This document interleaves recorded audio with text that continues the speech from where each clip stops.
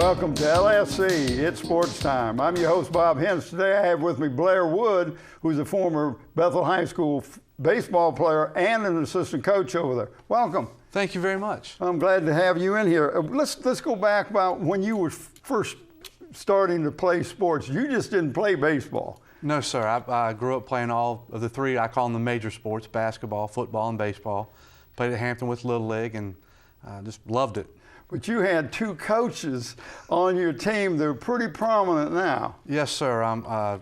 Judge Louis Lerner and Judge Pat Patrick were my Little League coaches. So if you ever get sent up in front of them, you say, "Hey, Coach, what's up?" Say, "Remember that game we won? I helped it out." When playing in that, can you remember some of your teammates? Yeah, as a matter of fact, Stan Sexton, the coach at Phoebus High School football, we played against each other. Frankie Driver went on to make it to the minor leagues. Right.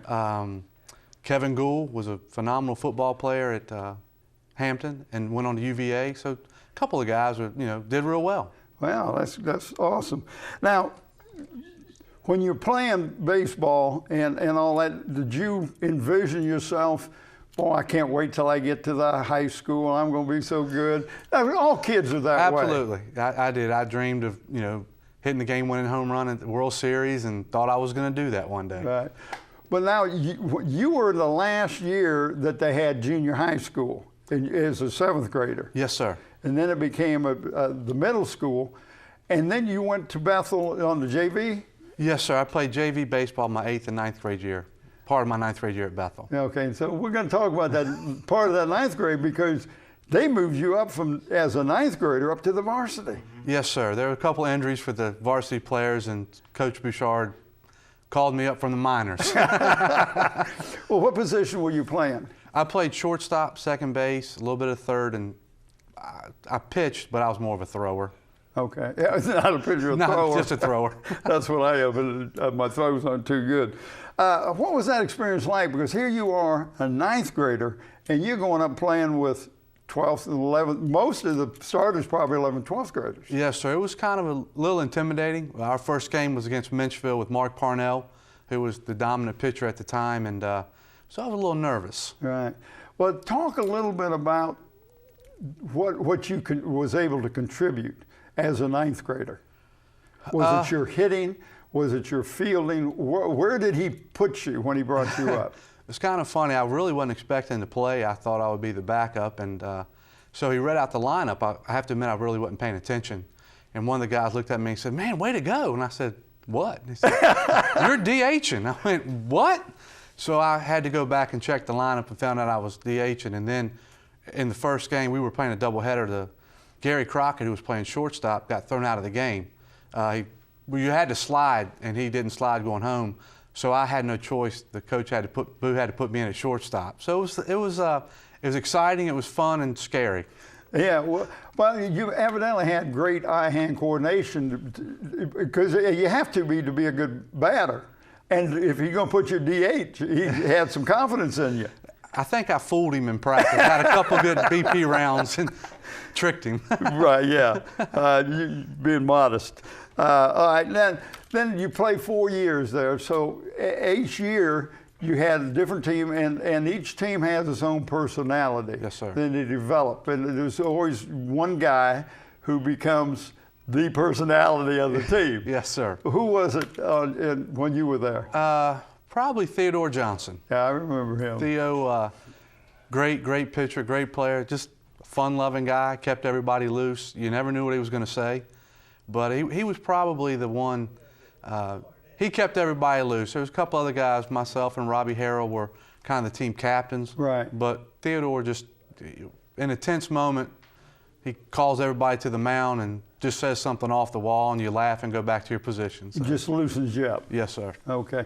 Now you graduate, you go to VCU. You don't have a scholarship. No, sir.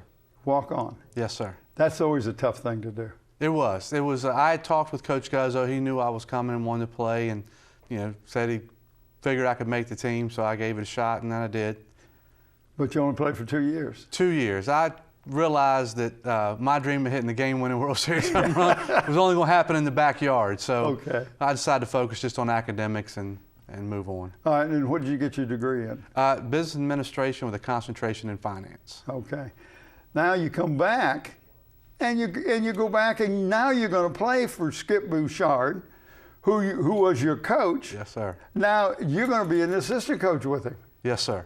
That had to be a little bit surreal. It was. It kind of came about. I just popped in his office one day and said, Coach, if you need anybody to throw some batting practice or hit some ground balls one day, let me know. I'd love to work with the kids. He goes, well, I need a coach, so you can be my assistant coach.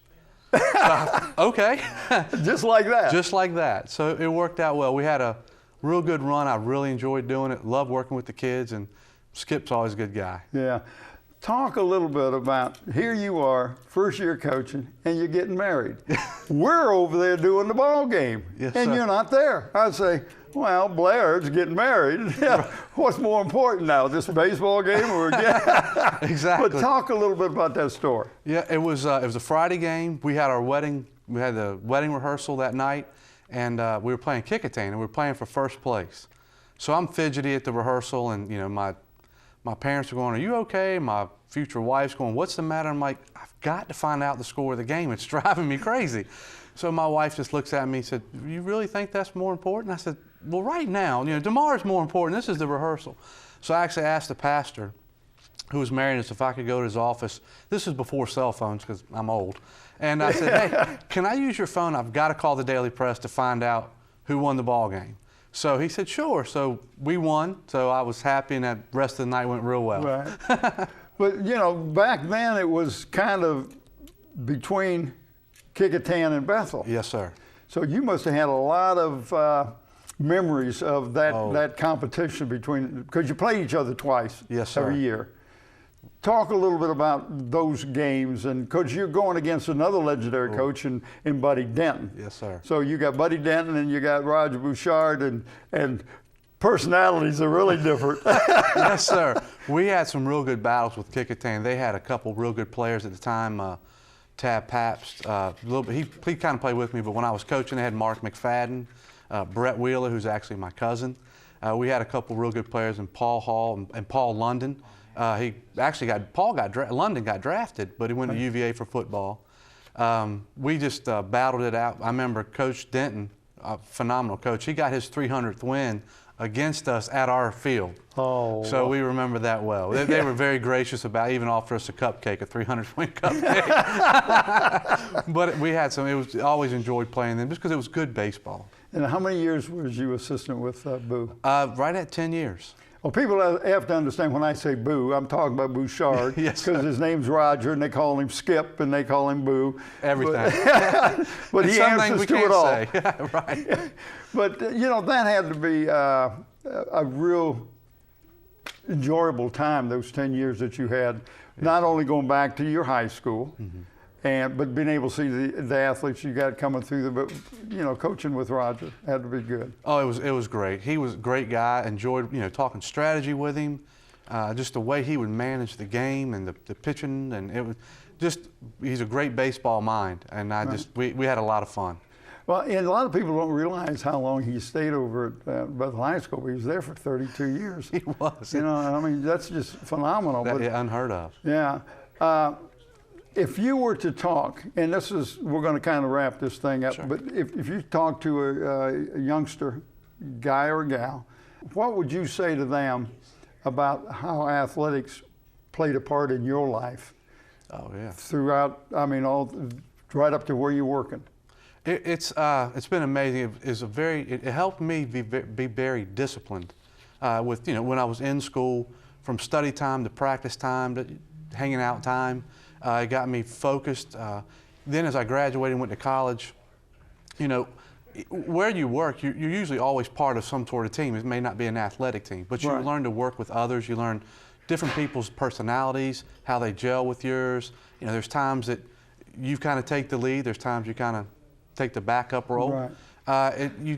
It's helped me in my life just to work well with others, be disciplined, and it's just to know that I'm a part of something. I always want to be a part of something. Right. You always be a part of a team. Yeah, and the discipline part. and that you said, and everybody I've talked to said the discipline part has helped him in things other than athletics. Absolutely, very much so. Thank you for coming in. Appreciate it. Thank you for having me. Thank you for tuning in to LSC and Sports Time. I want to thank my special guest, Blair Wood. I'm your host, Bob Hintz. Until next time.